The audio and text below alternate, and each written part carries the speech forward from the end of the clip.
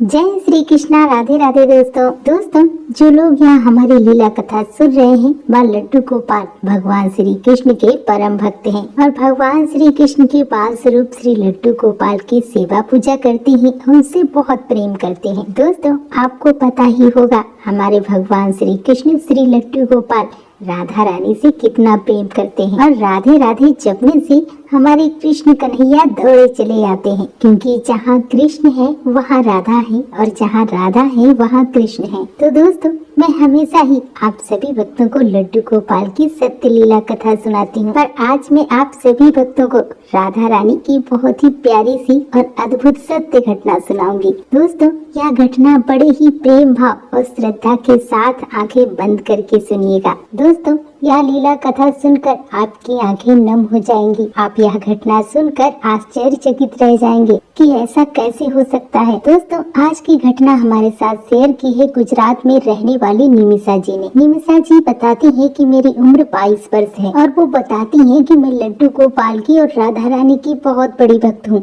और मैं उनसे बहुत प्रेम करती हूँ। बड़े ही प्रेम भाव से मैं लड्डू गोपाल श्री राधा रानी की सेवा करती हूँ। निमिषा जी बताती है कि जब मैं 8 वर्ष की थी तभी से मैं लड्डू गोपाल श्री राधा रानी की सेवा करती आ रही हूँ। मैंने अपने घर में लड्डू गोपाल श्री राधा रानी की सेवा बचपन से होती देखी है। निमिषा जी बताती है कि मेरी दादी लड्डू गोपाल और राधा रानी की सेवा किया करती थी। मैं जब छोटी थी और मैं तब से देखती चली आ रही हूँ कि मेरे घर में ठाकुर जी विराजित हैं और सभी मेरे घर में लड्डू गोपाल की सेवा बड़े ही प्रेम भाव और जतन के साथ करते हैं। हमारे परिवार में सभी धार्मिक प्रवृत्ति के हैं, सभी भगवान को मानते हैं, सभी ठाकुर जी से बहुत प्रेम करते हैं। मैं बहुत ही खुश हूँ कि ठाकुर जी ने मुझे ऐसा परिवार दिया है और ठाकुर जी की कृपा से हमारे जीवन में किसी भी चीज की कमी नहीं है। निमिषा जी बताती है मुझे एक ही बात की तकलीफ है कि मेरी एक किडनी नहीं है और सब मेरी वजह से ही परेशान रहते हैं, बाकी उन्हें किसी भी चीज की टेंशन नहीं है। भगवान ने सब कुछ दिया है, सिर्फ मेरी किडनी की वजह से ही मेरे घर वाले परेशान रहते हैं, क्योंकि किडनी खराब होने की वजह से मेरी तबीयत कभी कभी बहुत ज्यादा बिगड़ जाती है और मेरी वजह से सब परेशान हो जाते हैं। निमिषा जी बताती हैं कि जब भी मेरी तबीयत खराब होती है तो मैं श्री राधा रानी के नाम का जाप करती हूँ, तो मेरी आधी तकलीफ तो वैसे ही दूर हो जाती है। निमिषा जी बताती हैं कि मैं अपने आप को बहुत ही सौभाग्यशाली मानती हूँ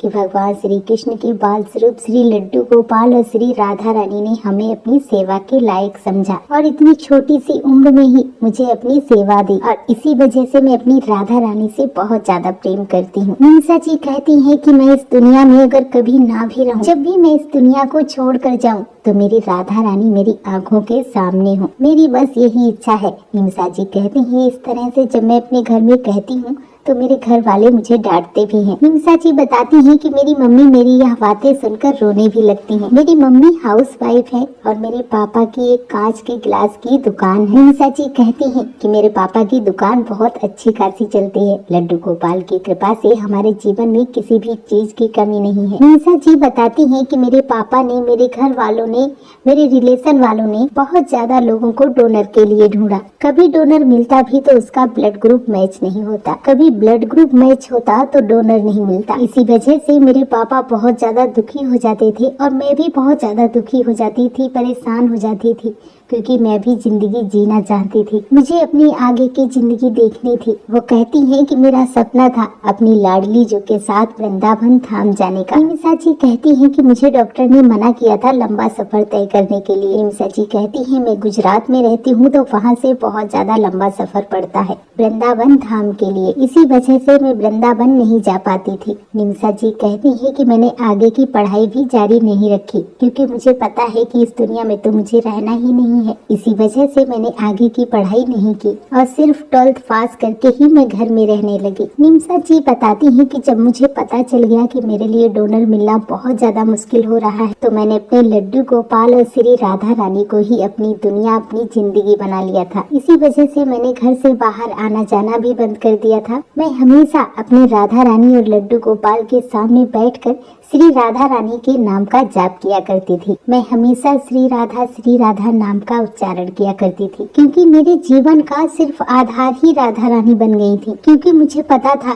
कि मैं ज्यादा दिन यहाँ नहीं टिकने वाली हूँ, मैं कुछ दिनों के लिए ही मेहमान हूँ और इसीलिए मैं अपनी मम्मी से भी कह देती थी कि जब तक मेरी जिंदगी है, जब तक मैं जिंदा रहूं, मैं सिर्फ राधा रानी का नाम जाप करना चाहती हूं और उनके सामने ही रहना चाहती हूं। मैं लड्डू गोपाल श्री राधा रानी के साथ ही रहूंगी और मुझे कहीं भी यहाँ वहाँ नहीं जाना है। मीसा जी बताती है कि यहाँ तक कि मैं अपने कमरे में भी नहीं सोती थी। मैं हमेशा अपने लड्डू गोपाल श्री राधा रानी के पास ही अपना बिस्तर डालकर सोया करती थी। मीसा जी बताती है कि जब मेरी तबीयत ठीक नहीं थी तो लड्डू गोपाल और श्री राधा रानी की सेवा मेरी मम्मी किया करती थी। लेकिन जब मुझे पता चला कि मेरी जिंदगी ज्यादा दिन की नहीं है तो मैंने अपनी मम्मी को सेवा करने से मना कर दिया और मैं खुद ही लड्डू गोपाल और श्री राधा रानी की सेवा किया करती थी। मीसा जी बताती हैं कि इसी तरह से सेवा करते करते काफी समय बीत गया और मेरे पापा हमेशा डोनर के लिए परेशान रहते थे। बहुत सारे लोग थे, मुझे देखने भी आया करते थे। मेरे नाते रिश्तेदारों में किसी का डोनर मिलता भी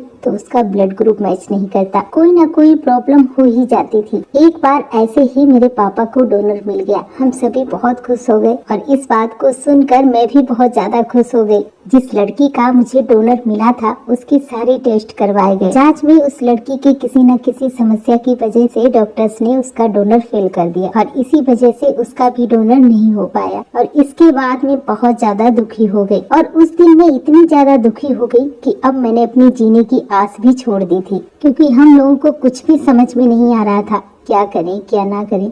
इसीलिए मैंने अपना पूरा जीवन श्री राधा रानी के श्री चरणों में समर्पित कर दिया और मैंने श्री राधा रानी से कह दिया कि मैंने अपने आप को तुम्हारे हवाले कर दिया है, तुम्हें समर्पित कर दिया है। आप चाहे मुझे इस दुनिया में रखें या ना रखें, आपका जो भी फैसला होगा मैं उसे खुशी खुशी स्वीकार कर लूंगी। मीसा जी कहती हैं कि यह कह के मैं कभी कभी श्री राधा रानी के सामने रो भी दिया करती थी। मेरी आंखों में अपने आप ही आंसू आ जाते थे और जब मैं रोने लगती थी तो मेरी मम्मी परेशान हो जाती थी, क्योंकि मेरा रोना मेरी मम्मी से नहीं देखा जाता था। इसीलिए मैं नहीं रोती थी। मैंने अपने आप को कठोर बना लिया था, क्योंकि मेरी वजह से मेरी मम्मी बहुत ज्यादा परेशान हो जाती थी, क्योंकि मैं जब भी रोती थी तो मेरे मम्मी पापा सभी बहुत ज्यादा परेशान हो जाते थे। इसी वजह से भी मैं ज्यादा नहीं रोती थी। मेरे घर में सभी रोने लगते थे मेरी तकलीफ को देखकर। यहाँ तक कि मैंने अपने आप को इतना कठोर बना लिया था कि इतनी दर्द में भी मैं हमेशा हंसती रहती थी, खुश रहती थी, ताकि मेरी वजह से मेरी मम्मी मेरे घर वाले परेशान ना हो। मीसा जी कहती हैं कि सभी परेशान तो वैसे भी रहते थे,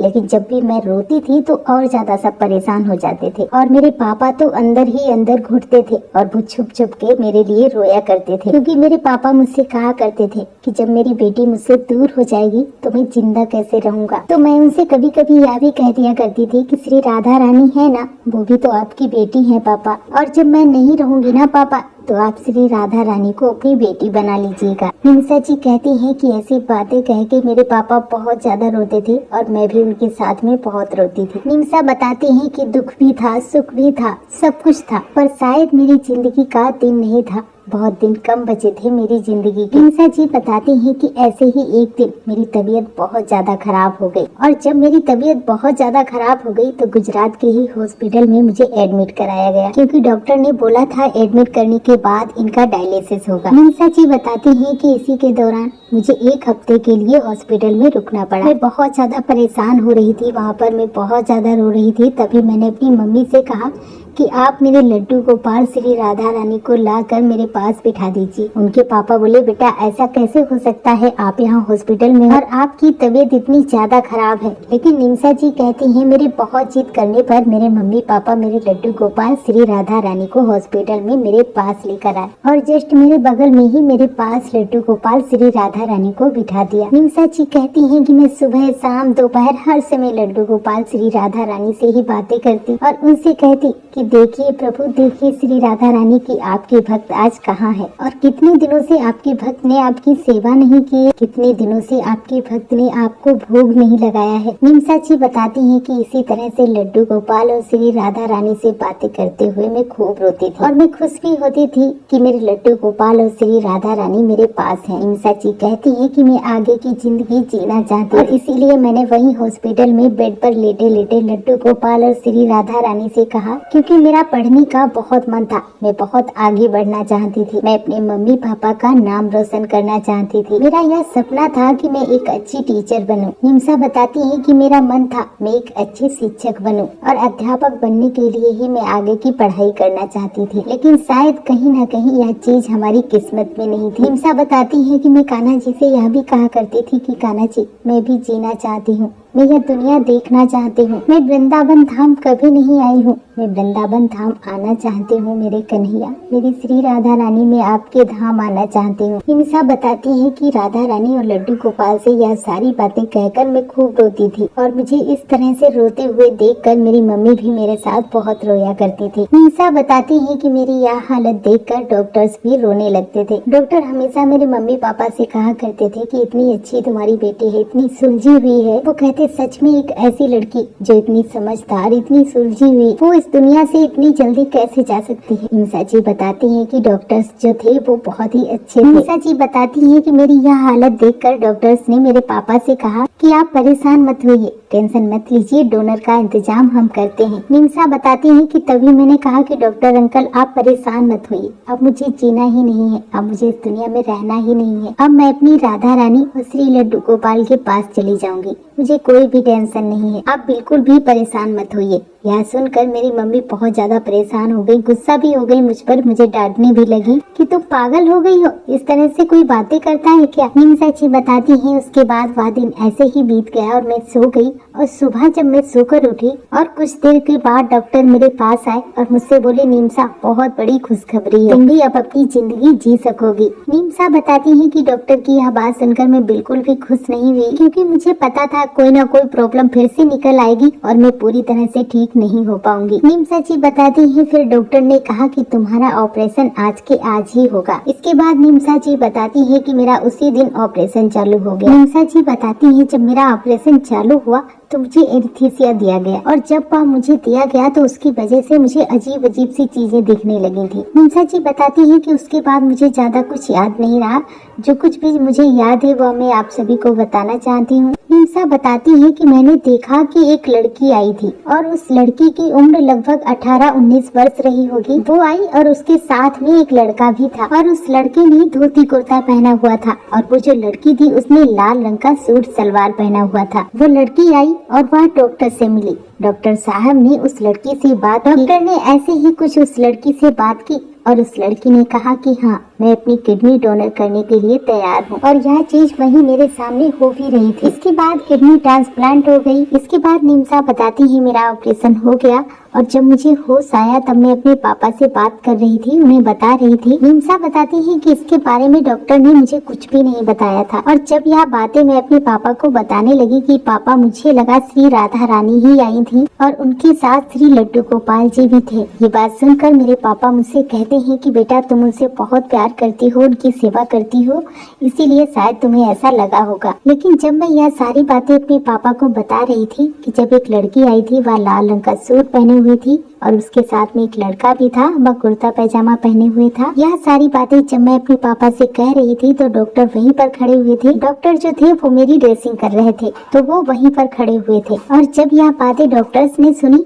तो बोली यस, यह सब तुम्हें कैसे पता? तुमने तो उस लड़की को देखा भी नहीं था, तुम्हें यह सब कैसे पता? निम्सा बताती है कि मेरी यह बात सुनकर डॉक्टर भी हैरान हो गए थे कि ऐसा कैसे हो सकता है। निम्सा बताती है कि इस चीज को मैं अपनी लाइफ में बिलीव ही नहीं कर पाती, क्योंकि साक्षात राधा रानी ने उस लड़की को मेरे पास भेजा था। इसके बाद मैं बता नहीं सकती कि मैं कितनी ज्यादा खुश हुई। इसके बाद निम्सा बताती है कि कुछ महीनों के बाद मैं बिल्कुल ठीक हो गई। ठीक होने के बाद निम्सा बताती है मैंने आगे की पढ़ाई कंप्लीट की। इसके बाद मैंने बीएड में फॉर्म डाला और मेरा नंबर आ गया। इसके बाद मैंने अपनी पूरी पढ़ाई कंप्लीट की और ठाकुर जी श्री राधा रानी की कृपा से आज मैं टीचर के पद पर नियुक्त हूँ। आज मैं शिक्षक की नौकरी करती हूँ और यह सब किस लिए हुआ? क्योंकि लड्डू गोपाल और श्री राधा रानी हमारे साथ हैं, क्योंकि श्री राधा रानी जी ने और लड्डू गोपाल ने मुझे मौत के मुंह से निकाल लिया था। निम्सा बताती है कि मैं आज भी लड्डू गोपाल और श्री राधा रानी की बहुत बड़ी भक्त हूँ। मैं उनसे बहुत प्रेम करती हूँ, बहुत मानती हूँ, बड़े ही प्रेम भाव से उनकी सेवा करती हूँ। निम्सा बताती है कि श्री राधा रानी और लड्डू गोपाल की वजह से ही मैं आज जीवित हूँ। वो बताती है कि कोई माने या ना माने, पर मैं इस बात को मानती हूँ कि श्री राधा रानी और श्री लड्डू गोपाल ने ही मेरी जान बचाई है। लेकिन कुछ लोग ऐसे भी होते हैं जो इस बात को नहीं मानते हैं और कह देते हैं कि ऐसा नहीं होता है, आज के युग में ऐसा कुछ भी नहीं होता है। देखिए, हर किसी की किस्मत में नहीं होता कि लड्डू गोपाल श्री राधा रानी की कृपा प्राप्त हो, और यह चमत्कार तब होते हैं जब हम अपने आप को और अपना सर्वस्व श्री राधा रानी श्री लड्डू गोपाल के श्री चरणों में समर्पित कर देते हैं और साक्षात लड्डू गोपाल और श्री राधा रानी के चमत्कार उनके जीवन में होने लगते हैं। नीम साची, आपका बहुत बहुत धन्यवाद जो इतनी अद्भुत लीला कथा आपने हमारे साथ शेयर की, जिसे मैं अपने चैनल के माध्यम से बाकी सभी भक्तों तक पहुंचा पाई। दोस्तों, अपना प्यार और साथ ऐसे ही बनाए रखना दोस्तों। इसीलिए मैं हमेशा कहती हूँ, लड्डू गोपाल की सेवा कीजिए, उनसे प्रेम कीजिए और ज्यादा से ज्यादा नाम जाप कीजिए। और एक बार मेरे साथ प्रेम से बोलो, बरसाने वाली की जय, लड्डू गोपाल की जय, कृष्ण कन्हैया की जय, जय जय श्री राधे।